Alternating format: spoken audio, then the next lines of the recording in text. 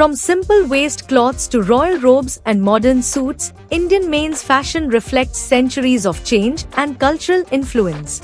In Stone Age, prehistoric India, men wore animal skins, bark, and leaves for covering, mostly wrapped around the waist. In the Indus Valley civilization, men draped dhoti-like cloths, often bare-chested, with turbans or headbands and minimal ornaments. In the Vedic age, men wore antariya, waist drape, and uttariya, upper cloth, that were the staples, tied in simple knots.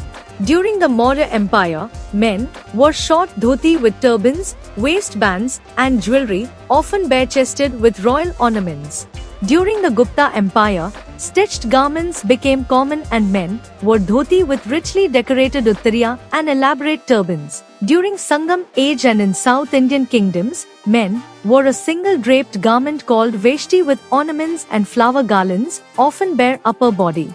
In the post-Gupta and early medieval period, men's attire varied regionally. Tunics, wrapped lower garments, and stitched coats appeared, reflecting regional diversity. In the Chola and South Indian empires, men wore silk veshti or dhoti with angvastram, called shoulder cloth, and temple jewelry. In Delhi Sultanate, Persian style brought long robes, trousers, and turbans for aristocratic men. During the Mughal Empire, men wore overlapping robes, churidar, pajama, achkan, with heavy turbans and jeweled daggers.